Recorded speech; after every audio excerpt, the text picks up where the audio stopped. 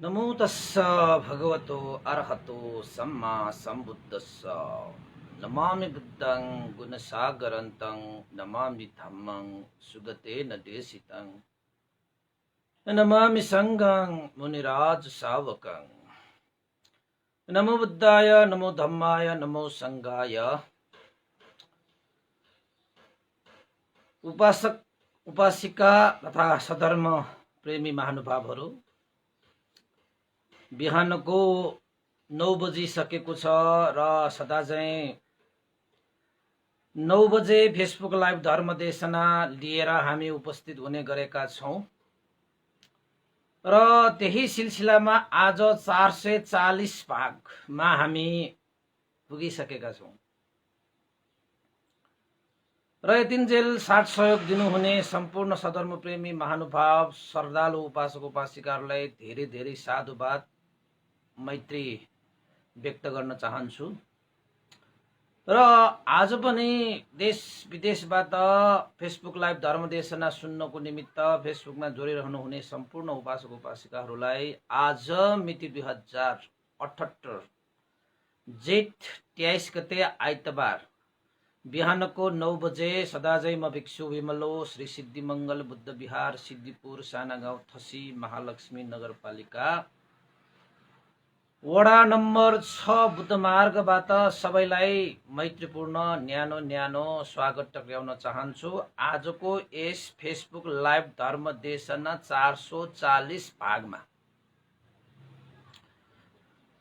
त उपासक उपासिकाहरू, हामीले निरन्तर देशना गर्ने क्रममा मिलिन्द प्रश्नलाई हामीले अगाडि सारिरहेका छौँ र आजको देशनामा पनि मिलिन्द प्रश्नलाई नै हामीले अगाडि सार्छौँ र यो मिलिन्द प्रश्नमा विभिन्न तपाईहरूको मनमा भएका प्रश्नहरू मिलिन्द राजाले सोध्नुहुन्छ र नागसेन भन्तेले उत्तर दिनुहुन्छ। त भगवान बुद्ध महापरिनिर्वाण भइसकेपछि करिब 500 वर्षपछि नागसेन भन्तेको उदय भएको थियो। त्यति बेला मिलिन्द राजा थियो। हुन त नागसेन भन्ते भन्दा पनि मिलिन्द राजा पहिलो पल्ट धरतीमा पाइला टेकेको थियो। त यस्ता त्यति बेलाका विद्वानहरू पण्डितहरू धुरन्धर धर्ममा अभ्यासरत तार्किक मेधावी पण्डितहरूको जुन धर्म चर्चा छ, धर्म संवाद छ, ती धर्म संवाद र धर्म चर्चालाई हामीले पनि त्यसलाई सुन्न पायौं, जान्न पायौं भने हामी पनि त त्यस्तै मेधावी पण्डित हैन, विद्वान त बनिएला नि हैन कि कसो? बन्न त बन्छ। किन त भन्दाखेरि त्यहाँ जुन धर्म चर्चाहरू भइरहेको छ, ती धर्म चर्चाहरू एक आपसमा विजय र पराजयको लागि मात्रै त्यहाँ धर्म चर्चा भइरहेको छैन, त शास्त्रार्थ भइरहेको छैन। त नागसेन भन्तेले जति पनि उपमाहरू दिनुहुन्छ, जति पनि तर्कहरू गर्नुहुन्छ, जति पनि धर्म चर्चाहरू गर्नुहुन्छ, ती सम्पूर्ण विषयहरू चाहिँ भगवान बुद्धद्वारा देशित सधर्मको सम्पूर्ण सत्य विषयहरूलाई नै त्यहाँ उजागर गरेको मात्रै हो। त्यसैले नागसेन भन्तेले जति पनि त्यहाँ बोल्नु भएको छ, ती सम्पूर्ण कुराहरू चाहिँ भगवान बुद्धद्वारा देशित सधर्ममा निहित भएका विषयवस्तुहरू हुन्। त्यसैले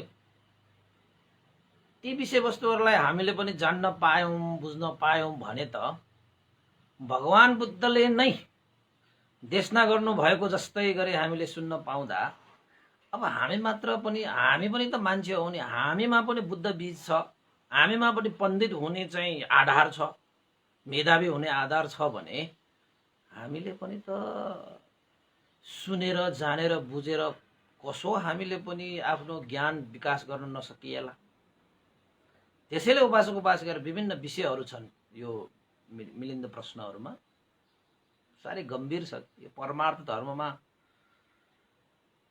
प्रवेश गरेर सधर्मको खजाना खोलेर धर्मका रत्नहरूलाई पोको पारेर ल्याउने भनेको चाहिँ चान्चुनको विषय होइन। त हिजोसम्म नागसेन भन्तेले विभिन्न विषयहरूमाथि प्रकाश पार्ने सन्दर्भमा कर्म नाना कारक, यानि कि विभिन्न कर्मको कारणले विभिन्न जन्महरू हुन्छन्, विभिन्न रूपहरू हुन्छन्, विभिन्न योनिहरू हुन्छन्, विभिन्न चाहिँ गति प्राप्त हुन्छन्, विभिन्न सुख दुःख हुन्छन्, विभिन्न लाभ अलाभ हुन्छन् हैन। त त्यो सन्दर्भमा अब तपाईहरुले पनि त बुझ्नुभयो होला, ओहो यो जीवनमा कर्म नै महान रहेछ, कर्मले नै सबै निर्धारण गर्दो रहेछ, कर्म नै आधार रहेछ जीवनको, कर्मकै कारणले गति प्राप्त हुन्छ, कर्मकै कारणले सुख दुःख प्राप्त हुन्छ, कर्मकै कारणले रूप रंग प्राप्त हुन्छ, कर्मकै कारणले लिङ्ग भेद हुन्छ, कर्म विविधता भएको कारणले जीवन मनुष्य भए तापनि मनुष्यमा पनि विभिन्न रूप रंग सुख दुःख परिस्थिति समय यी विविधता पाउने रहेछ भन्ने कुरा त नागसेन भन्तेले चाहिँ यो जमिनमा जति पनि, जमिन त एउटै हो तर त्यहाँबाट फुल्ने उम्रिने वनस्पतिहरू फरक फरक छन्। किन फरक छन् त भन्दाखेरि ती वनस्पतिहरूको बिउ नै फरक छ त, कोही अमिलो कोही पिरो कोही गुलियो त्यस्तो भइहाल्छ। त मान्छेहरूमा पनि त्यस्तै, मान्छेको जीवनमा पनि आफ्नै कर्मको फल प्राप्त गर्ने हो र पूर्व जन्म पहिला अतीतका कर्मलाई पूरा गर्ने काम चाहिँ वर्तमान कर्मले गर्छ र अतीतको कर्मलाई वर्तमानमा पूरा गरिसकेपछि तपाईको भविष्य बन्छ। आदि आदि यस्ता चाहिँ कर्मको विषयमा हुन त भगवान बुद्धले एक ठाउँमा भन्नुभएको छ कि कर्मको विषयमा धेरै सोचेर बस्नुहुन्न रे, कर्म गर्ने हो, त्यो कर्म सोचेर बस्ने होइन। त कर्म भनेको त जति सोच्यो त्यति गम्भीर, जति सोच्यो त्यति गम्भीर, सागरमा डुबे जस्तै। सागरमा पनि तपाई डुब्नु भयो भने जति डुब्यो त्यति गहिराई हुन्छ, त्यो सागरको विशाल हुँदै जान्छ हुँदै जान्छ हुँदै जान्छ हुँदै जान्छ बाबा हैन। त कर्मको विषयमा पनि धेरै नसोच्नु, तर कर्म गर्न चाहिँ नछाड्नु। भगवान बुद्धको भनाइ हो यो, भगवान बुद्धको भनाइ हो उपासक उपासिकाहरू। त्यसैले उपासक उपासिकाहरू भगवान बुद्धले नै भन्नु भएन, सबै सत्ता कम्म सका कम्म दायद कम्म योनि कम्म बन्धु पङ्गपति शरण, सबै कर्म हो। स्वर्ग पाउने, नर्क पाउने, मनुष्य पाउने, देवलोक पाउने हैन, यो सारा चीजहरू चाहिँ हैन, मार्गफल निर्वाण धर्म पाउने त भगवान बुद्धलाई पूजा गरेर पाउँछ र? भगवान बुद्धले देश नगरेको धर्मलाई पूजा गरेपछि पाउँछ। धर्म पूजा भनेको तपाईले फेरि धर्मको नाम राखेर फेरि पूजा गर्दिएला। फेरि धर्मको पूजा भनेको धर्मको आचरण गर्नु चाहिँ धर्मको पूजा हो हैन। त्यसैले चाहिँ त्यो धर्मको आचरण गर्दाखेरि तपाईले चाहिँ शरीर वचन मनबाट शुद्ध कर्म त गर्नै पर्यो। त्यो शुद्ध कर्म गरिसकेपछि तपाई विशुद्ध हुने हो नि। अब कर्मै शुद्ध छैन, तपाई पाप मैल क्लेशबाट मुक्त हुने भनेर त्यो सम्भव हुने विषय नै होइन, त्यो यो सूत्र नै होइन कि, त्यो फर्मुलै मिलेन कि। त्यसैले नाना के भन्छ, कर्म नाना कारक, नाना कारणहरूको विषयलाई कर्मसँग जोडेर देशना भयो भन्नुभयो। नरकमा सम्म पनि जान्छ। नरक भनेको यस्तो भयंकर छ, कर्मले नै तपाईलाई निर्वाण पनि पुर्याउँछ रे, भगवान बुद्धले भन्नुभएको। नागसेनले भन्नुभएको, भगवान बुद्धले भन्नुभएको छ, कर्मले नै कर्म नै मान्छेहरूको जीवनको आधार, प्राणीहरूको आधार हो। कर्मले मान्छेलाई निर्वाण पनि पुर्याइदिन्छ, कर्मले मान्छेलाई नरक पनि पुर्याइदिन्छ। जुन नरकमा यस्ता अग्निहरू छन्, जुन अग्निमा ठुला ठुला चट्टानहरू पनि पग्लिन्छ। यो स्वभावतः भएको विभिन्न अग्निहरू छन् नि, तपाई हाम्रो वरिपरि हुने अग्निहरू, त्यस्ता अग्नि भन्दा त यो नरकको अग्नि त कति गुणा त्यसको चाहिँ शक्तिशाली हुन्छ। तपाईले हाम्रो पृथ्वीमा भएका स्वभावतः यी अग्निहरू छन् नि, ती अग्निहरूमा हामीले एउटा ढुङ्गा राख्यो भने त्यो ढुङ्गा पगाल्नको निमित्त कति टाइम लाग्छ त्यो अग्निलाई। त नरकको अग्नि भनेको चाहिँ ठुल्ठुला चट्टानहरू पनि त्यो नरकको अग्निमा पर्ने बित्तिकै एकैछिनमा ती पग्लेर जान्छन्, भस्म भएर जान्छन्, नष्ट भएर जान्छन्। त्यस्तो शक्तिशाली हुन्छ त्यो नरकको अग्नि। त्यस्तो नरकमा जाग्ने पनि आफ्नै कर्मले जाग्ने हो, कसैले तपाईलाई कठालो समाएर जाग्ने पनि होइन नरकमा भनेको। त स्वर्गमा यानि कि त्यहाँभन्दा पनि निर्वाणमा सम्पूर्ण दुःखबाट मुक्त हुने अवस्था निर्वाणसम्म पुर्याइदिने पनि त्यो केले गर्छ त भन्दाखेरि तपाईकै कर्मले गर्छ। संसारमा मनुष्यलोक, देवलोक, ब्रह्मलोक, नागलोक, गरुडलोक, यक्षलोक, जति पनि लोकहरू छन् ती सम्पूर्ण लोकको सुख एक ठाउँमा राखेर निर्वाण सुखसँग दाज्ने हो भने निर्वाण सुखको सामुन्ने त यो सम्पूर्ण लोकको सुख त यो नङ र मासु बीचको यो मैल छ नि त्यति पनि हुँदैन। अब तपाईले खाएर पिएर मोज मस्ती गरेर आहा जीवन त कति सुखमय छ भनेर तपाईले भन्दो होला, फलना मान्छेले कति सुख, त्यस्ता सुख त निर्वाण पाएपछि त्यस्ता सुखै तपाईको लागि ठुलो मैलो बन्छ भने ठुलो मैलो हो तिनीहरू। निर्वाणको अगाडि त तिनीहरू ठुलो मैलो हो। त्यस्ता सुख प्राप्त गर्ने पनि कसले गर्ने, केले गर्ने र भन्दाखेरि तपाईको काय वाक चित्त यो तीनटा द्वार हुन्छ। ती तीनटा द्वारले गरिएका कुशल कर्मको अनुभावले तपाईले त्यस्ता परम सुख शान्त निर्वाण त्यो सुख प्राप्त गरिसकेपछि अब आइन्दा जिन्दगीमा कहिले दुःखको नामो निशानी हुँदैन। त्यस्तो सुखलाई परम शान्त सुख भनेर भनिन्छ। अब हामीले पाइरहेको सुख त नक्कली हो नि, नक्कली सुख हो कि। आज सुख भनेर ग्रहण गरेको चिजहरू भोलि नै त्यही सुखले हामीलाई प्रचुर मात्रामा दुःख दिन सक्छ। त्यस्तो चाहिँ नक्कली सुखमा हामी भुलिरहेका छौँ कि। त्यो पनि के को कारणले? कर्मकै कारणले भुल्ने त हो हैन। त्यसको लागि छुटकारा पाउने हो भने निर्वाण प्राप्त हुनुपर्छ। त्यो निर्वाणको लागि प्राप्त गर्ने विधि भनेको कर्मै गर्नुपर्छ। त यसरी नागसेन भन्तेले मिलिन्द राजालाई यसरी नरकको अग्निको विषयमा पनि अग्निबाट प्राप्त हुने त्यस्ता भयंकर परिस्थितिको बारेमा पनि व्याख्या गरिदिए। त्यो पनि कर्मकै कारणले हुने रे हैन। त्यसपछि निर्वाणको त्यो परम सुख शान्त प्राप्त हुने पनि व्याख्या गरिदिए। त्यो कसरी प्राप्त हुन्छ त्यो पनि तपाईको हाम्रै आफ्नै कर्मद्वारा प्राप्त हुने हो भनेर सुनाइदियो। त अब नरकको अग्नि र निर्वाणको विषयमा कुरा उठ्यो। न तपाईले नरक देखाएको छ, न मैले चाहिँ देखाएको छु, न तपाईले निर्वाण देखाएको छ, न मैले निर्वाणमा म गएर आएछु हैन। तर यहाँ चाहिँ नागसेन भन्तेले जुन मिलिन्द राजालाई त्यो विषयमा चाहिँ व्याख्या गरेर उपमा दिएर बताएको अनुसार हामी आज नरकमा पनि पुग्छौं, निर्वाणमा पनि पुग्छौं।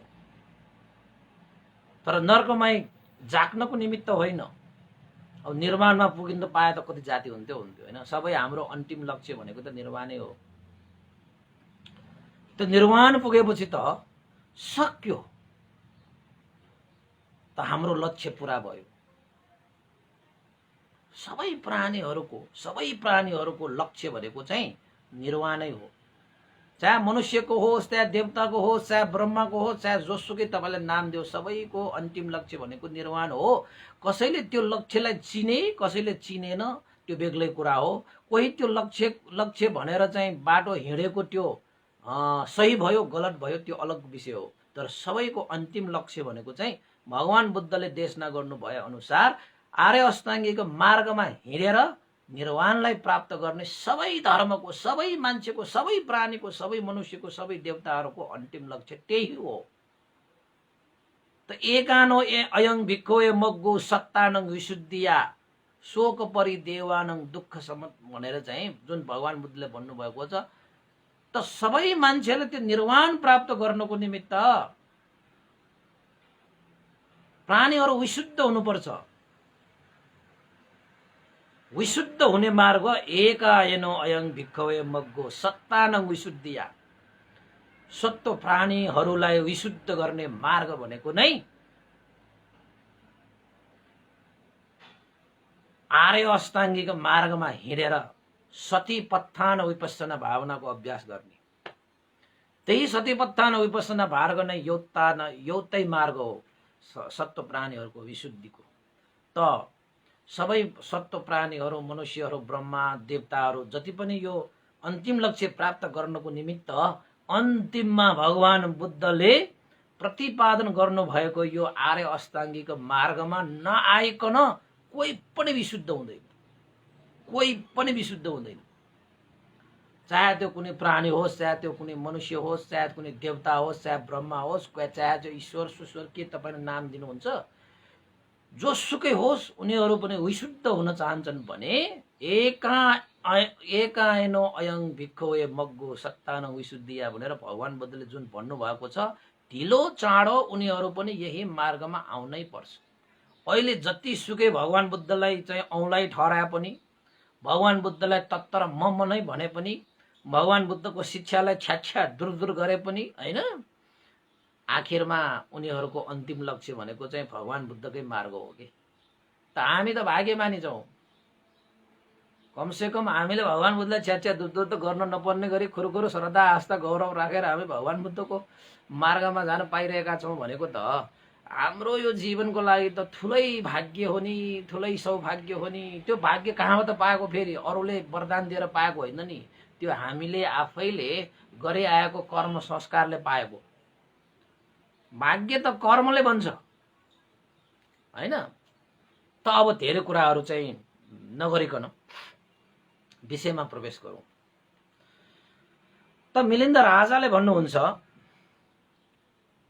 नागसेन भन्ते तपाईँ भन्नुहुन्छ नरकको जुन अग्नि छ, यो धरतीमा, यो जमिनमा तपाईँ हामीले देखिरहेको जुन स्वाभाविक अग्नि छ, त्यो अग्नि भन्दा कयौं गुना तातो यानी कि शक्तिशाली हैन हुन्छन् रे। अब यहाँ स्वभावतः देख्ने अग्निले त कति कुराहरू यहाँ भस्म पार्छ हैन। त तपाईले के भन्नुहुन्छ त भन्दाखेरि, स्वाभाविक यी अग्निहरूले यो धरतीमा भएका केही चाहिँ कंकरहरू, ढुङ्गाहरू आदि इट्टाहरू पगाल्नको लागि धेरै समय लाग्छ। ससाना ढुङ्गाहरू पगाल्नको लागि पनि धेरै टाइम लाग्छ, धेरै समय लाग्छ, कति गाह्रो हुन्छ उनीहरूलाई। तर नरकको अग्नि, जुन अग्नि कयौं गुना शक्तिशाली हुन्छ, कयौं गुना प्रचुर हुन्छ, प्रचण्ड हुन्छ,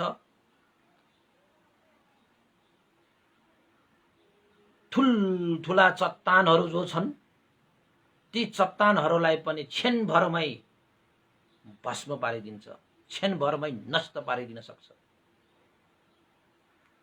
तपाईले भन्नुभएको नागसेन भन्ते सही हो। महाराज, यो सही हो। नरकको अग्नि साह्रै भयंकर हुन्छ, नरकको अग्नि साह्रै प्रचण्ड हुन्छ, प्रचुर हुन्छ, शक्तिशाली हुन्छ।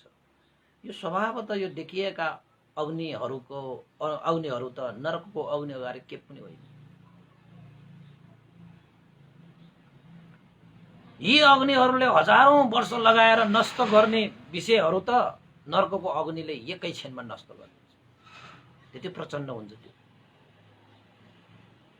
फेरि प्रचण्ड भनेर अर्कै प्रचण्ड सोच्ला, त्यो नसोच्नुस्, यहाँ अर्कै प्रचण्डको कुरा हो यहाँ हैन। त्यसो भए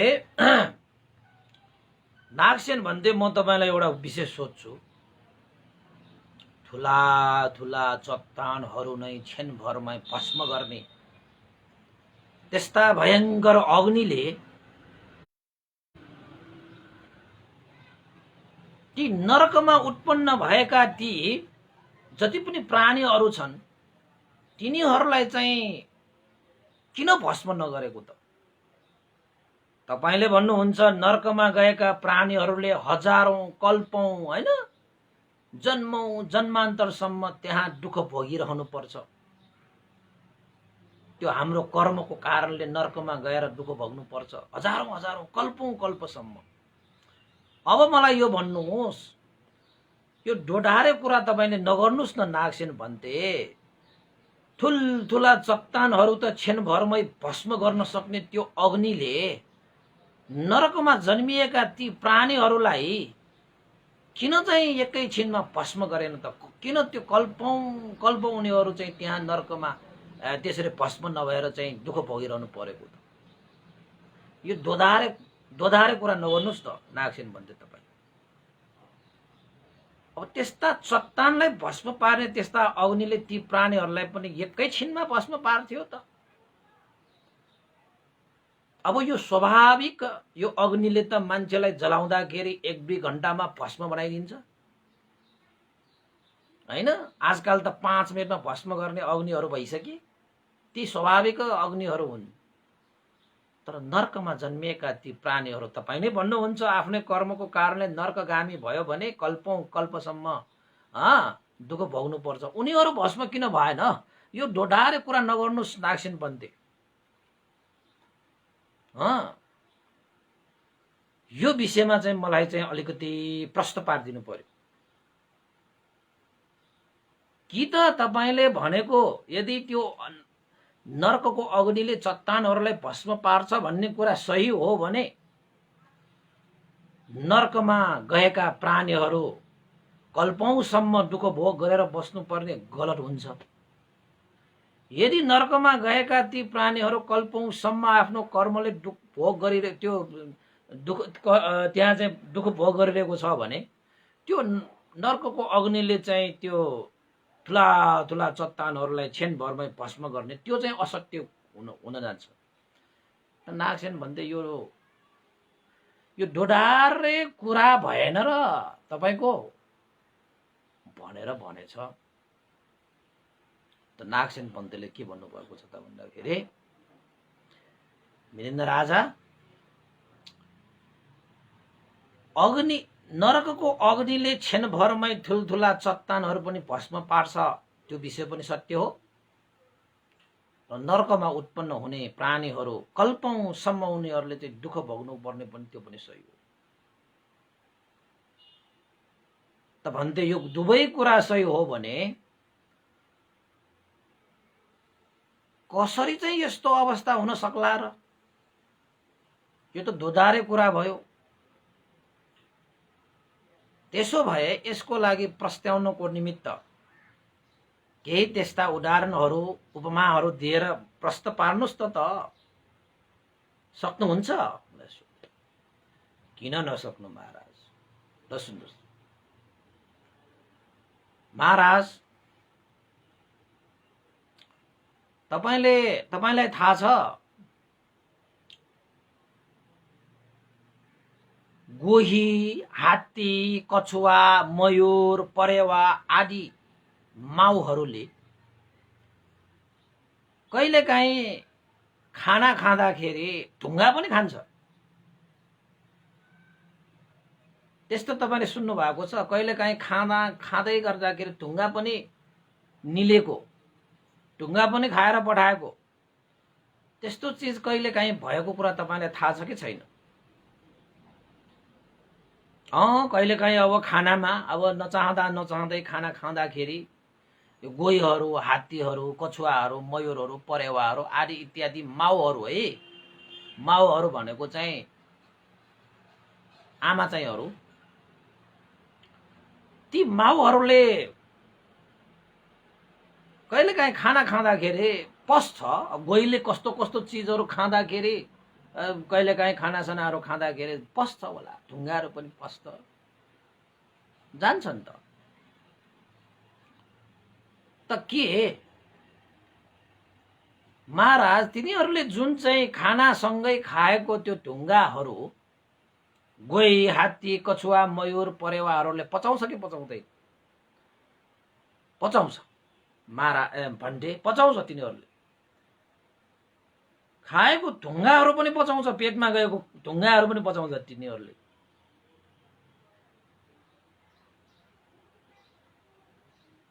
ए त्यसो भए महाराज पचाउँदछ भने अब ढुङ्गा जस्तो कडा हैन ठोस पदार्थ गोहीहरूले, हात्ती, कछुवा, मयूर, परेवा आदि इत्यादिहरूले त्यो चाहिँ तपाईको चाहिँ माउहरूले खाँदाखेरि ढुङ्गा पचाउँछ भने मलाई यो भन्नुहोस्, त्यही पेटमा ती चाहिँ माउ प्राणीहरूले आफ्नो गर्भमा रहेको बच्चालाई पनि त पचाउनु पर्ने हो नि। उसकै पेटमा हो नि बच्चा गर्भमा रहने। गोहीले, हात्तीले, कछुवाले, मयूरले आदि इत्यादि, परेवाहरूले आदि इत्यादि हैन जुन प्राणीहरू छन् नि, ढुङ्गै पचाउँछ भने त्यो पेटमा भएको आफ्नो बच्चा, आफ्नो गर्भमा भएको आफ्नो सन्तानलाई पनि त उनीहरूले पचाएर पठाउनु पर्ने नि, होइन र महाराज भनेर सोधे। त मिलिन्द राजाले के भने त भन्दाखेरि ढुङ्गा नै पचाए तापनि उनीहरूले आफ्नो गर्भमा राखेको आफ्नो सन्तान हैन आफ्नो बच्चालाई त पचाउँदैन। तिनीहरू चाहिँ पचेर जाँदैन भन्थे। भने त कसरी पचेर जाँदैन? ढुङ्गै पचाउने पेटले उसको पेटमा भएको त्यो गर्भलाई चाहिँ किन नपचाएको त भनेर भन्दाखेरि मिलिन्द राजाले के भने त भन्दाखेरि नागसेन भन्थे त्यो गर्भमा उत्पन्न भएको जुन उसको बच्चा छ, गर्भ छ, त्यही पेटमा उत्पन्न भएर त्यही पेटमा बसेर समय अन्तरालपछि जन्मिनुको निमित्त नै त्यो पेटमा उत्पन्न भएको भएर होला।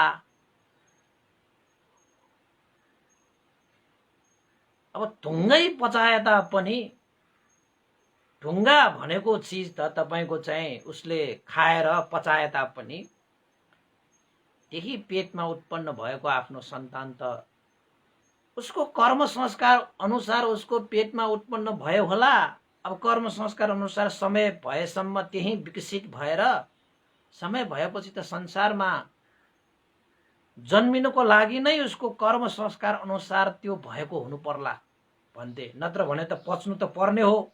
ढुङ्गै पचाउने त्यो पेटले गर्भमा रहेको त्यो बच्चालाई त त्यो बच्चा भनेको त धेरै नरम चिज हो। त्यस्ता चाहिँ एकदम कडा चिजलाई त पचाउन सक्ने त्यो पेटले नरम चिजलाई त पचाउनु पर्ने हो। त यहाँनिर पचाएको त देखिन भन्थे। त उसको कर्म त्यही पेटमा उत्पन्न भएर जन्म लिनकै लागि पेटमा उत्पन्न भएको कारणले गर्दाखेरि नपचाएको होला भनेर मिलिन्द राजाले नागसेन पन्तले भन्नुहुन्छ। त नागसेन पन्तले मिलिन्द राजालाई महाराज तपाईले सही कुरा ठहराउनु भयो, सही कुरालाई जान्नु भयो, सही कुरालाई बुझाउनु भयो, सही तरिकाले तपाईले बुझाउनु भयो। हो महाराज, ढुङ्गा पचाउन सक्ने त्यो पेटले माउले आफ्नो बच्चालाई आफ्नो गर्भमा राखेर पचाउँदैन। किन त भन्दाखेरि गर्भमा रहेको त्यो गर्भ उसकै कर्म संस्कार अनुसार त्यो गर्भमा उत्पन्न भएको हो र समय अन्तरालमा ऊ विकसित भएर आउँछ। त विकसित भएर उसको कर्म संस्कार अनुसार एक दिन उसको जन्म हुन्छ। ढुङ्गा पचाउने त्यो पेटले त्यो माउले आफ्नो सन्तान पचाउँदैन, गर्भ पचाउँदैन। किन त भन्दाखेरि त्यो गर्भको आफ्नै कर्म संस्कार हुन्छ। उसको संस्कारै त्यहाँ उत्पन्न हुने, विकसित हुने र एक दिन जन्म हुने। त्यस्तै कर्म संस्कार लिएर आएको हुनाले ढुङ्गा जस्तो कडा विषयलाई पचाउने त्यो पेटले पनि नरम से नरम त्यो गर्भलाई पनि पचाउन सक्दैन। तपाईले सही भन्नुभयो महाराज, सही ठहराउनु भयो तपाईले। त्यसरी नै महाराज नर्कको अग्नि साह्रै भयंकर हुन्छ, साह्रै प्रचण्ड हुन्छ। ढुङ्गा मातो भनेको त उसको अगाडि क्षणभरमै भस्म भएर जान्छ, क्षणभरमै भस्म भएर जान्छ। तर महाराज नरकमै उत्पन्न हुन जाने, आफ्नो कर्मद्वारा नरकमै उत्पन्न हुन जाने ती प्राणीहरू कल्पौंसम्म त्यही अग्निमा जलिरहेको हुन्छ, छटपटिरहेको हुन्छ, दुःख भोगिरहेको हुन्छ, चिच्याइरहेको हुन्छ, कराइरहेको हुन्छ।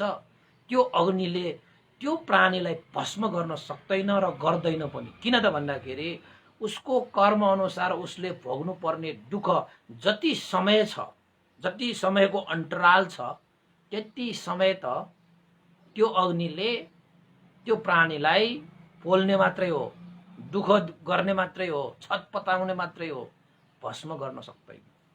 किन त भन्दाखेरि त्यो भस्मता भन्दा पनि, नर्कको अग्निको भस्म गर्ने क्षमता भन्दा पनि कर्मको क्षमता झन् बलियो हुन्छ। त्यसैले नर्कको अग्निले पनि कर्मलाई चाहिँ भस्म गर्न सक्दैन। त्यो कर्म नसकिन्जेल कल्पौं कल्पसम्म पनि नरकमै उत्पन्न भएका प्राणी के भइरहनु पर्छ? छटपटाइरहनु पर्छ। जस्तै गर्भमा रहेपछि 9-10 महिना त हामी बस्नुपर्छ, त्यही समय अन्तराल सकिसकेपछि मात्रै हामी गर्भबाट जन्म लिने हो। त्यस्तै नै कर्मको भोग नसकुन्जेल नरकमा उत्पन्न हुने प्राणीहरू जतिसुकै त्यो अग्नि भयंकर प्रचण्ड भए तापनि त्यो अग्निमा जलिरहने मात्रै हो, छटपटाइरहने मात्रै हो, तडपिरहने मात्रै हो, चिच्याइरहने मात्रै हो। उसको कर्म नसकुन्जेल नरकको अग्निले पनि भस्म गर्न सक्दैन। त्यस्तै हो महाराज, तपाईले बुझ्नुभयो होला, बुझ्नुभयो होला। त्यसैले भगवान बुद्धले पनि भन्नुभएको छ महाराज, जसले जस्तो कर्म गर्छ उसले त्यस्तै भोग भोग्नुपर्छ। नर्कमा जाने कर्म गरेकाहरू नर्कमा गएर आफ्नो कर्म नसकुन्जेल त्यही नर्कमा बसेर उसले दुःख भोग गर्नुपर्छ। कर्मकै कारणले उनीहरू निर्वाणसम्म पनि प्राप्त गर्छ। निर्वाण प्राप्त गरेपछि परम सुख शान्ति प्राप्त गर्दछ। त्यसैले कर्म जतिको बलियो प्रचण्ड भयंकर यो संसारमा के छ? के पनि छैन। नरकको अग्निले पनि भस्म गर्न सक्दैन कर्मलाई। त्यो अग्नि भन्दा पनि प्रचुर भयंकर त कर्म हुन्छ। त्यसैले नरकमा जाने प्राणीहरूलाई नरकको अग्निले भस्म गर्दैन, उसको विपाक मात्रै भोग गराउँछ। किन त भन्दाखेरि नरकमा जन्मिनु भनेकै त्यही उत्पन्न भएको नि, कर्मले गर्दाखेरि नरकमा उत्पन्न भयो। त नरकमा उत्पन्न भएका ती प्राणीहरूले त उसको कर्मफल त भोग्नै पर्छ। जबसम्म कर्मफल सकिँदैन तबसम्म नरकबाट मुक्त पनि हुँदैन। त्यो गर्भमा बसे जस्तो के 9-10 महिना बसिरहनु पर्छ तपाई गर्भमा। कति गाह्रो हुन्छ त्यो गर्भमा बसिरहनु, हैन? चल्नु पनि पाएन, खुट्टा पनि हल्लाउन पाएन, यसो उसो गर्नै नपाउने गरी एकै स्थानमा त्यसरी बस्नु पर्ने भनेको त कम त गाह्रो कुरा होइन नि। तपाईले बिर्सिनु भयो र पो अहिले तपाईलाई चाहिँ केही नलागेको। त्यो 9 महिना तपाईले धेरै दुःख गरेर आएको छ, धेरै दुःख गरेर आएको छ। तपाईले अहिले जन्मिसकेपछि हात खुट्टा चलाउन पाएर ठुलो बडा भएर चाहिँ फ्रीले स्वतन्त्र भएर हिँड्दाखेरि त्यो दुःख भुल्नु भयो तपाईँ। तपाईको स्मरणमा पनि छैन त्यो त्यति बेला 6-9 महिना कसरी तपाईले बिताए। सबैले भोगेको छ त्यो दुःख। त्यही भएर चाहिँ जन्म लिनु नै दुःख भइसक्यो। त्यहाँ जन्मिनलाई त्यस्तो दुःख गरेर आयो हामीले, त्यस्तो फोहोरमा दिन रात लपेटेर बसिरहनु परेको, चल्नै नपर्ने गरी अन्धकार भएर बस्नु परेको होइन। बाबा कम्ता दुःख हो त्यो। अहिले तपाईँ त्यसरी बस्नुहोस् त, एक रात एक दिन रात मात्रै बस्नुहोस् त, लकडाउनको समय छ। तपाईँ एकचोटि चाहिँ अभ्यास गरेर हेर्नुहोस् नै।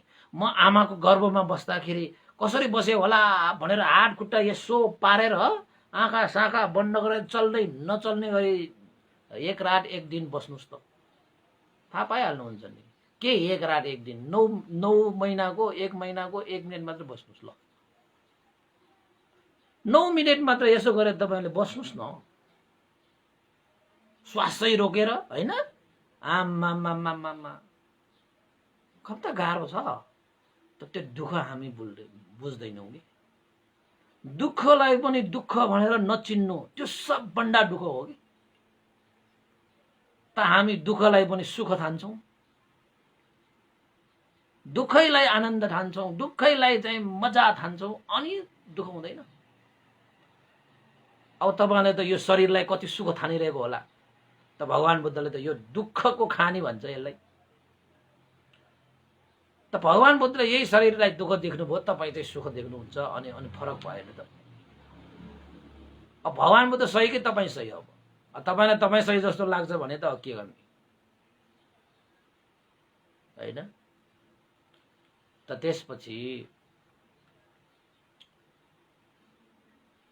मिलिन्द राजाले अर्को पनि एउटा उपमा दिनुहोस् न नागसेन पन्थे।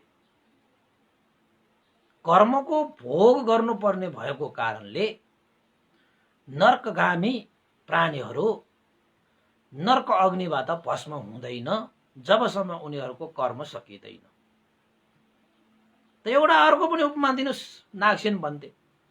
त भन्नुभयो नागसेन पन्थले, बाघ सिंह चितुवा कुकुर माउहरूले कहिलेकाहीँ तपाईँले देख्नु भएको छ होला, चपाउँदै चपाउँदै चपाउँदै कडा से कडा हाड कुई हाड पनि निलेर पठाएको तपाईँले देख्नु भएको छ होला नि महाराज।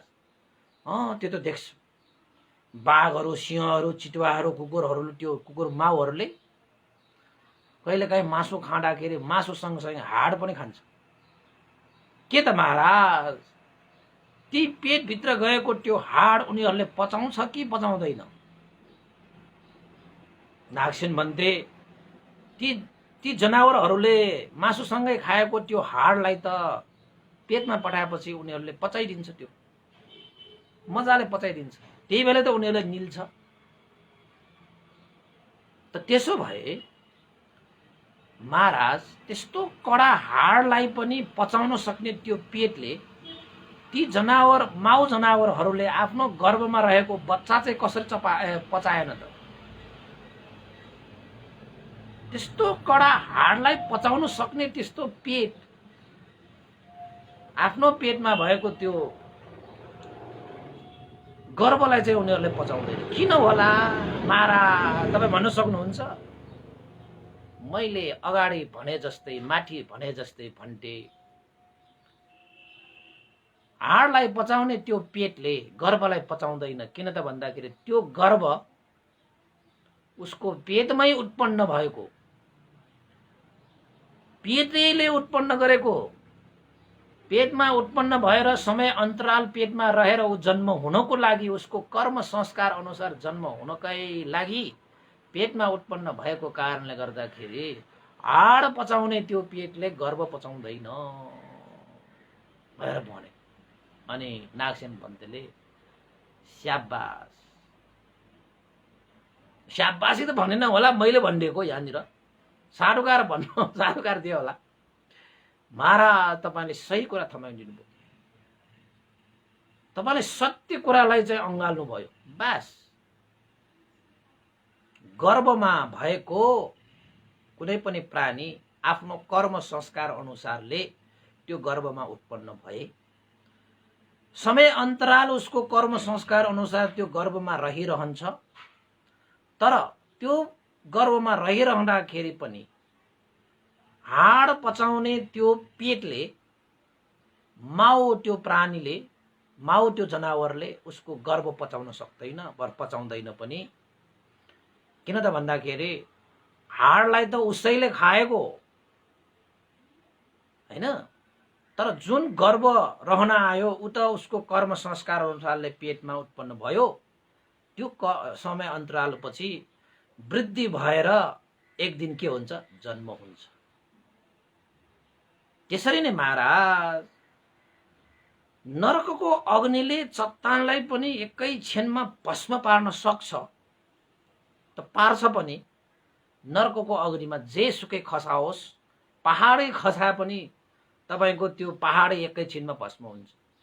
त्यस्तो प्रचण्ड स्वभाव भएको अग्निमा, अग्नि भएको त्यो नरकमा प्राणीहरू उत्पन्न हुन्छ। फेरि त प्राणीहरू उत्पन्न हुँदाखेरि प्राणीहरू भस्म हुँदैन। फेरि उनीहरूले त त्यो अग्निले जलेर पोलेर छटपटाएर चिच्चाएर टर्पेर उनीहरूको कर्म संस्कार हैन, अकुशल कर्मले गरी आएको हो।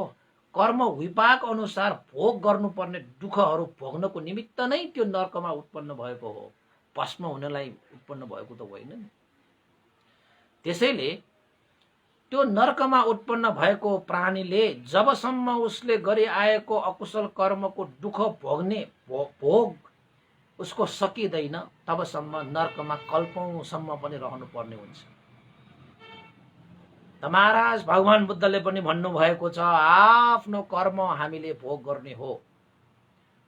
नरकमा उत्पन्न हुने प्राणीहरूले पनि आफ्नो कर्म भोग गर्ने हो। जबसम्म उसले गरी आएका अकुशल कर्मको भोग अनुसार दुःख भोग्नु पर्ने जुन समय अवधि सकिँदैन तबसम्म ऊ नरकबाट भस्म भएर निस्किँदैन। उसले त त्यहाँ नरकमा गएर भोगिरहनु पर्छ, दुःख भोगिरहनु।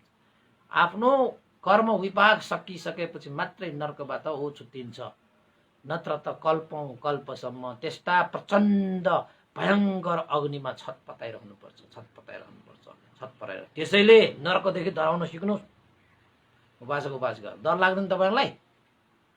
फेरि भगवान बुद्धको धर्म भनेको डर त्रास दिएर धर्म प्रचार गर्ने समय त होइन, यो त सत्य भनेको। त नरकदेखि डराउन सिक्नु पर्छ हैन, सिक्नु पर्छ नि। डर पनि चाहिन्छ, भय पनि चाहिन्छ, सत्यमा डराउन सिक्नु पर्छ।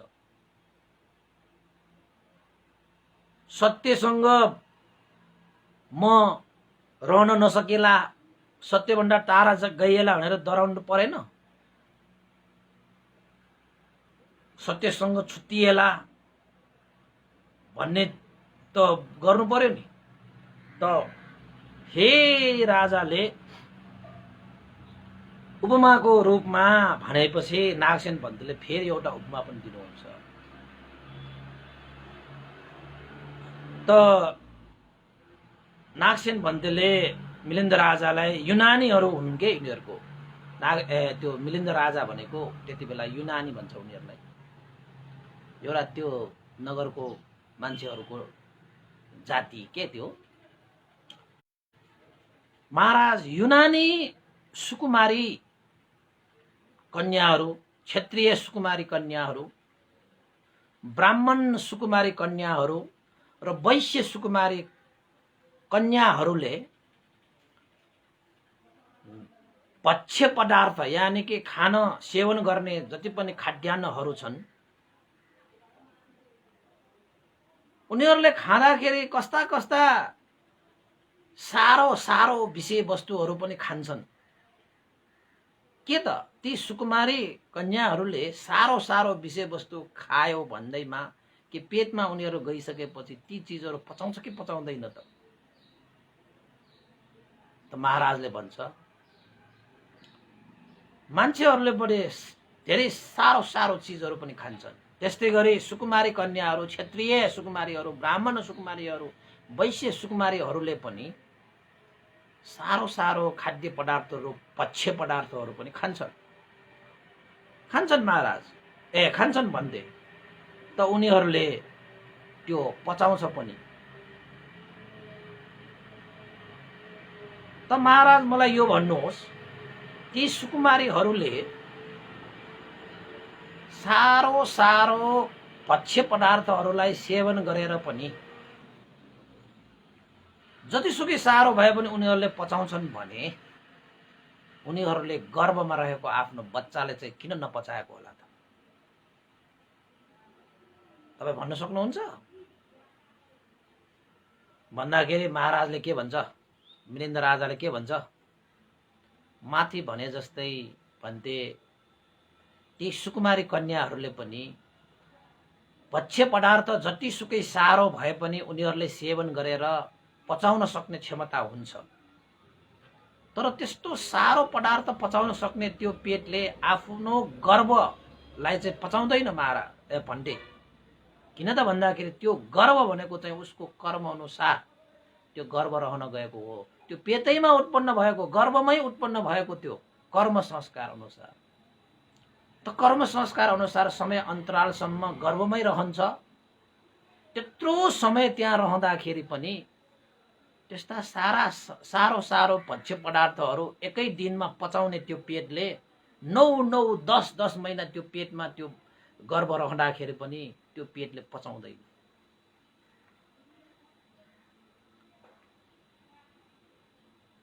किन त भन्दाखेरि उसको कर्म संस्कार अनुसार ऊ त्यहीँ जन्मेको, त्यही समय अन्तराल उसले बिताउँछ। समय सकिसकेपछि उसको जन्म हुन्छ भन्ने त नागसेन पन्तले भन्नुभयो। सही कुरा थम्याउनु भयो महाराज तपाईले, यो कुरालाई याद गर्नुस्। एउटा सुकुमारी कन्याहरूले सारा त्यस्ता भक्ष्य पदार्थलाई एकै दिनमा खाएर पचाउन सक्ने त्यो पेटले 10 महिना 9-10 महिना आफ्नो गर्भमा रहेको त्यो गर्भलाई उसले पचाउँदैन। किन त भन्दाखेरि त्यो गर्भमा रहेको त्यो गर्भ उसको पूर्व जन्मको कर्म संस्कार अनुसार त्यो गर्भ धारण गर्न आएको हो। उसकै कर्म संस्कार अनुसार त्यो गर्भमा 9-10 महिना जति बस्नुपर्छ त्यो बस्छ, त त्यसपछि उसको जन्म हुन्छ। त्यसरी नै महाराज नरकमा उत्पन्न हुने प्राणीहरू पनि उसको कर्म संस्कार अनुसार उसले भोग गर्नुपर्ने जति पनि दुःखहरू छन् तिनीहरू सबै समय अन्तराल जति छ कल्पौँसम्म पनि रहन सक्छ। ती कल्पौँसम्म पनि त्यो नरकको अग्निमा उनीहरू जलेरै बस्छ, तर्पेरै बस्छ। त सकिसकेपछि उनीहरू पनि मुक्त भएर आउँछ। तर चट्टान ठुला ठुला चट्टानहरूलाई क्षणभरमै भस्म गर्ने त्यो नरकको अग्निले कल्पौँसम्म नरकमा रहेका ती प्राणीहरूलाई पनि भस्म गर्दैन। किन त भन्दाखेरि त्यसको पछाडि उसको कर्म पनि छ। कर्म कति बलवान छ भन्ने कुराको पनि यहाँ प्रश्न छ। त भगवान बुद्धले पनि भन्नुभएको छ, महाराज सबै सत्व प्राणीहरू आफ्नो कर्म अनुसार हामीले भोग गर्नुपर्छ। नरकमा उत्पन्न भएका प्राणीहरूले पनि आफ्नो कर्म संस्कार अनुसार नरकको अग्निको दुःख सहेर उनीहरूले चाहिँ कल्पौँसम्म पनि बस्छन्। जब उसको कर्म संस्कार सकिन्छ तब नरकको अग्निबाट ऊ मुक्त हुन्छ भनेर भगवान बुद्धले भन्नुभएको छ।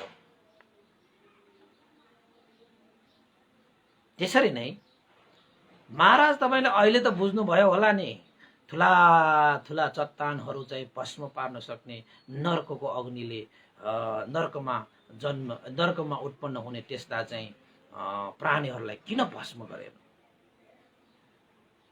त मिलिन्द राजाले भन्थे, नागसेन तपाईले साह्रै राम्रोसित उपमा दिएर मलाई बुझाउनु भयो। तपाईलाई धेरै धेरै साधुवाद छ, साधुवाद छ, साधुवाद छ।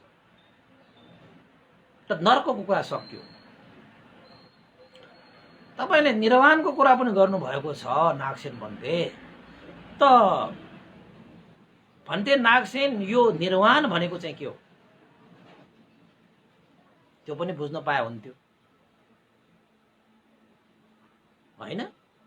तपाईले भन्नुहुन्छ नरकमा दुःख पाइन्छ, निर्वाणमा सुख पाइन्छ। यो निर्वाण भनेको चाहिँ के हो त? भन्नुहोस्, बुझ्नुहोस् है, सुन्नुहोस् है, तपाईँहरू पनि सुन्नुहोस् है। त अरूलाई पनि सेयर गरिदिनुहोस् के। यो लाइभ भइरहेको बेलामा सेयर गरिदियो भने धेरैले सुन्छ। आजकल धेरैले सेयर गर्दैन, अनि कहाँबाट सुन्छ हैन? त निर्वाण भनेको के हो भनेर प्रश्न गर्ने बित्तिकै नागसेन भन्तेले मिलेन्द्र राजालाई उत्तर दिनुहुन्छ, महाराज निरोध हुनु नै निर्वाण हो महाराज। निरोधलाई नै निर्वाण भनेर भनिन्छ। उत्तर दिए। नागसेन भन्तेलाई अझै प्रश्न भएन, निरोध हुनु नै निर्वाण हो भनेर भन्नुहुन्छ सिधा। त नागसेन भन्तेले मिलेन्द्र राजालाई सोध्नुहुन्छ, निरोध हुनुलाई तपाईं निर्वाण भन्नुहुन्छ भने यो कसरी चाहिँ निरोध हुनुलाई निर्वाण भनेर भन्ने? के चीज निरोध भयो भने तपाईको निर्वाण भइन्छ? कसरी यो निरोधलाई चाहिँ निर्वाण भनेर बुझ्ने त? भनेपछि निरोध हुनु नै निर्वाण हुनु हो भने कसरी भन्न मिल्यो त भन्दाखेरि नागसेन भन्तेले भन्नुभयो, महाराज निरोध हुनु निर्वाण हुनु कसरी हो त भन्दाखेरि यो संसारमा जति पनि प्राणीहरू छन्, पृथक जनहरू, अज्ञानीहरू, हैन, संसारिक सुखमा फुलेर बस्नेहरू, पञ्चकाम गुणमा लिप्त भएर बस्नेहरू, हैन, यो के भन्छ आध्यात्मिक र बाहिरिक आयतनमा आसक्त भएर जीविका यापन गर्ने प्राणीहरू, ती काम विषयहरूमा रमाइरहेका, पञ्चकाम गुणको उपभोग गरिरहेका, पञ्चकाम गुणमा मात्रै सीमित रहिरहेका, पञ्चकाम गुणमै आनन्दित हुँदै जन्म मरणको यो भवचक्रमा फसिरहेका, हैन, जति पनि ती प्राणीहरू हुन्छन् यो संसारमा, त्यस्ता व्यक्तिहरू पनि हुन्छन्।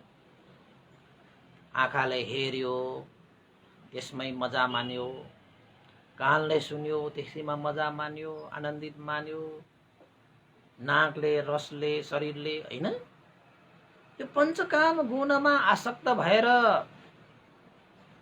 मान्छेहरू जीविका गरिरहेका हुन्छन्, आनन्दित भइरहेका हुन्छन्, नाचिरहेका हुन्छन्, गाइरहेका हुन्छन्, हाँसिरहेका हुन्छन्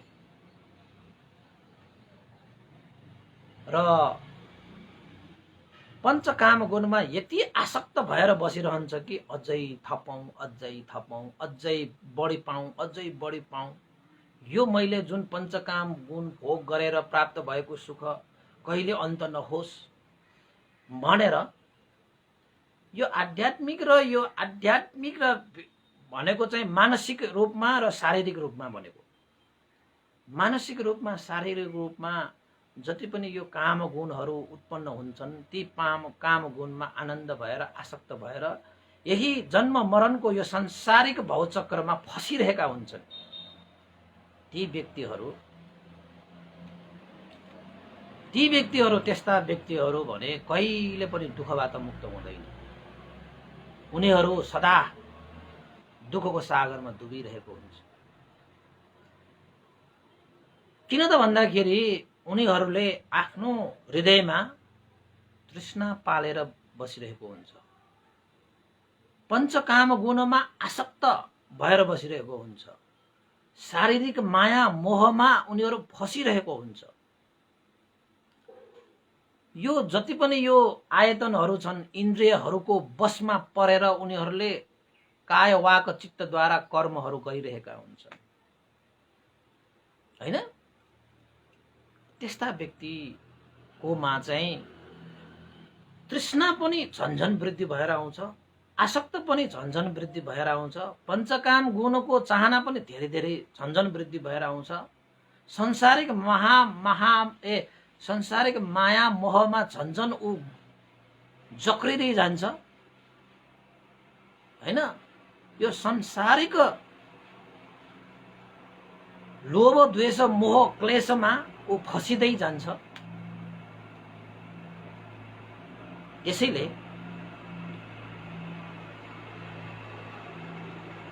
दुःखको सागरमा झन्झन ऊ डुब्दै जान्छ। त्यस्ता व्यक्तिहरू भनेका पृथकजनहरू हुन्। त्यस्ता व्यक्ति भनेका अज्ञानीहरू हुन्। ज्ञान नभएका पृथकजन भनेको चाहिँ लोभ द्वेष मोह आफ्नो हृदयमा सङ्गालेर बस्ने व्यक्तिहरू। आँखाले केही देख्यो लोभी लाग्ने, आँखाले केही देख्यो द्वेष आउने, कानले मुखले नाकले शरीरले छोयो तासिने स्वभाव के तासिने स्वभाव।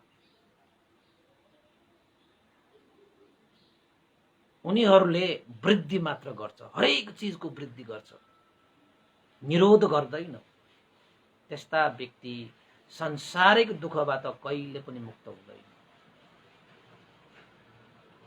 जन्म मरणको यो भवचक्रबाट कहिले पनि मुक्त हुँदैन। तृष्णा लोभ द्वेष मोह क्लेश आसक्तपन पञ्चकाम गुणको जालमा माया मोहको जालमा उनीहरू परिरहन्छन् र दुःखबाट मुक्त हुन्छन्। तर वीरेन्द्र राजा आर्य पुद्गलहरू यानि कि पण्डितहरू ज्ञानीहरू जो व्यक्तिहरू यो मानसिक र शारीरिक बाहिरिक र भित्री दुवै आयतनहरूमा बाँडिँदैन। मनले पनि कुनै विषयमाथि ऊ अड्केर बस्दैन, शारीरिक रूपमा पनि कुनै विषयमा अड्केर बसिँदैन, पञ्चकाम गुणप्रति ऊ कुनै पनि हालतमा ऊ आसक्त भएर बस्दैन। सबै अनित्य हुन्, दुःख हुन्, अनात्मा हुन् भनेर जानेर कुनै विषयमा पनि तृष्णा जगाउँदैन। हैन? हे यस्तै पञ्चकाम गुणमा म आसक्त भएर कयौं जीवनहरू बिताएर आए सुखको खोजीमा, तर पाइरहेको दुःखै दुःख। तृष्णाको जालमा म कति पढिसकेँ। तृष्णालाई सुख पाइन्छ कि भन्दा भन्दै त्यही तृष्णाले दुःखको खाडलमा दुःखको सागरमा ढकेलेर मैले कयौं जीवन बिताएर आइसकेँ। हैन? यो भित्री र बाहिरी आयतन भनेर जुन एउटा 6वटा आयतनहरू छन्, ती 6वटा आयतनहरूले जे जे देखिन्छ, जे जे सुनिन्छ, जे जे रस खाइन्छ, त्यसैको विषय पञ्चकाम गुणमा चाहिँ आसक्त भएर बाँधिएर त्यसमा फसेर मैले कयौं जीवनहरू चाहिँ नष्ट पारिसकेँ, भ्रष्ट पारिसकेँ। वास्तवमा यस्ता पञ्चकाम गुणमा आसक्त भएर बस्नु भनेको तपाईको तिर्खा लागेको मान्छेले समुद्रको पानी पिएको जस्तै हो। समुद्रको पानी त नुनिलो हुन्छ, नुनिलो भइसकेपछि त जति खाए पनि पेट भरिँदैन, त्यो तृष्णा मेटिँदैन, तिर्खा मेटिँदैन। हो बस त्यसरी नै हो। यो संसारिक माया जाल, संसारिक माया मोह, यो पञ्चकाम गुण भनेको पनि जति सेवन गर्नुस् त्यति तपाईलाई आसक्त बढ्छ, तृष्णा बढ्छ, त्यसले तपाईले जकेर्छ, तपाईले त्यसलाई बाँड्छ। त्यसैले त्यस्ता विषयलाई तपाईले के भनेर जान्नु पर्दो रहेछ त? आर्य पुद्गल पण्डितहरूले यो अनित्य हो, यो दुःख हो, यो अनात्मा हो। कुनै चीज यो नित्य छैन, सुख होइन, म मेरो भन्ने भाव छैन यसमा। अनित्य हुन्, दुःख हुन्, अनात्मा हुन् भनेर आर्य पुद्गलहरू पण्डितहरूले जानेर त्यो आसक्तबाट मुक्त हुन्छ, तृष्णालाई क्षय गर्छ, तृष्णालाई निरोध गर्छ। महाराज, जब कसैले यो अनित्य हो, यो दुःख हो, यो अनात्मा हो भनेर जान्छ, बुझ्छ, तब त्यो कुनै पनि विषयमा संसारिक माया मोहमा पनि आसक्त हुँदैन। संसारिक माया मोहमा पनि तृष्णा पनि उसको निरोध हुन्छ।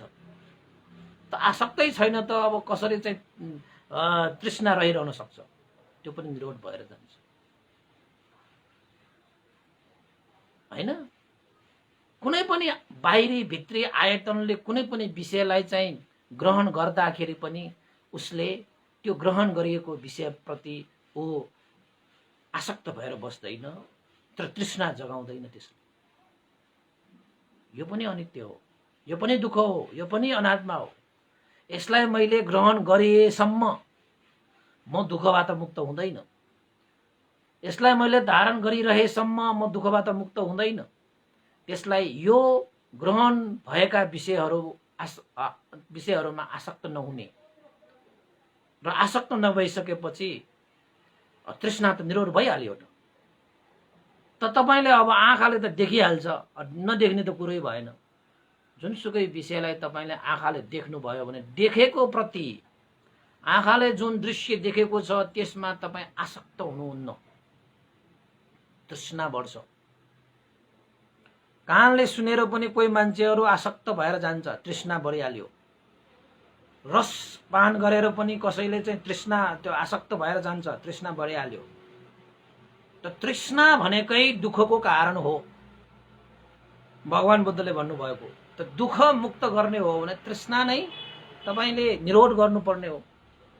त पण्डित जनहरूले, विद्वानहरूले, आर्य पुद्गलहरूले कुनै पनि विषय, यो पञ्च इन्द्रियहरू हैन, यो स्कन्द, पञ्च स्कन्दहरूले जति पनि विषयवस्तुहरूलाई ग्रहण गर्दछ ती सम्पूर्ण विषयवस्तुहरू पनि अनित्य हुन्, दुःख हुन्, अनात्मा हुन् भनेर आर्य पुद्गलहरूले जानेको हुन्छ, बुझेको हुन्छ, चिनेको हुन्छ, थाहा पाएको हुन्छ, उनीहरूले अनुभव गरेको हुन्छ।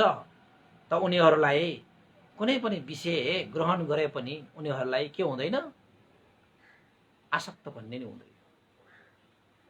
आँखाले हेरेर दृश्य देखे पनि त्यो दृश्यप्रति पनि आसक्त छैन, कानले सुनेर पनि त्यहाँ पनि आसक्त छैन, नाकले सुगेर पनि त्यहाँ पनि आसक्त छैन, मुखले खाएर पनि त्यहाँ पनि आसक्त छैन, शरीरले छोएर पनि कुनै आसक्त छैन, के पनि छैन।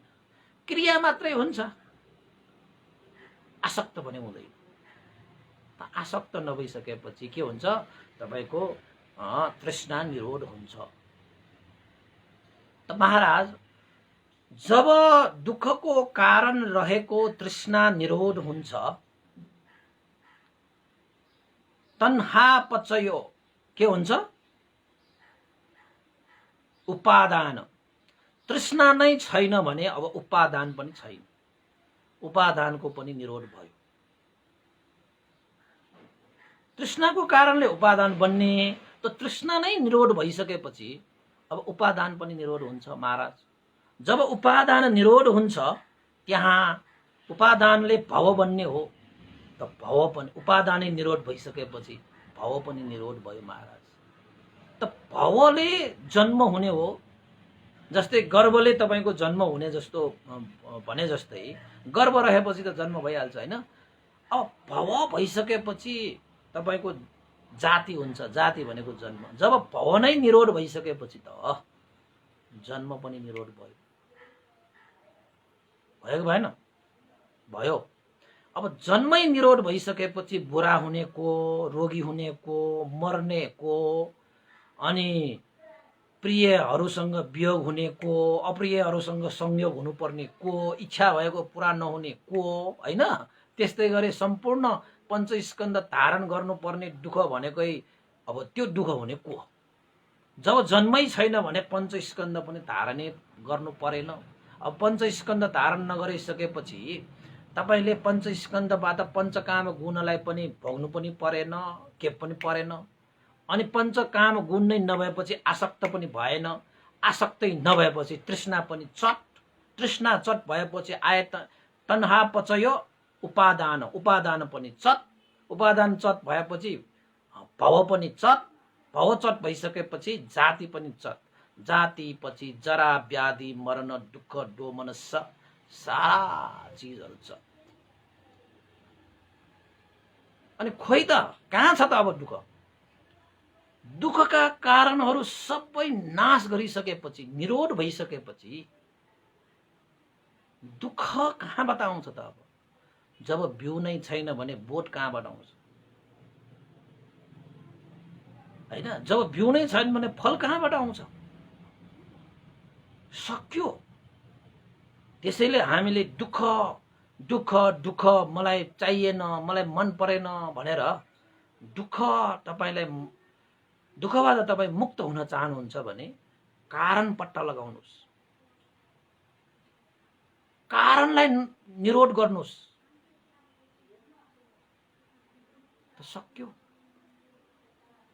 एउटा उपमा दिन्छु म, तपाईँलाई सकाइदिन्छु एउटा उपमा। त नागसेन भन्तेले मिलिन्द्र राजाले त सम्झाए, महाराज निर्वाण भनेको निरोध हो। त सम्पूर्ण दुःखको कारणै निरोध भइसकेपछि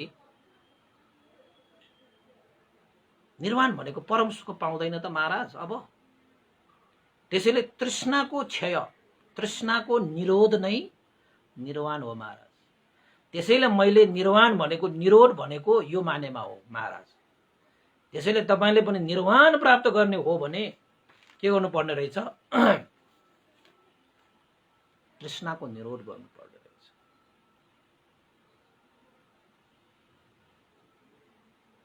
भनेर भने त अलिकति समय लिएर म तपाईलाई चाहिँ अलिकति अगाडि जान्छु। के सबैले निर्वाण प्राप्त गर्न सक्ला त? त्यसो भए नागसेन भन्थे।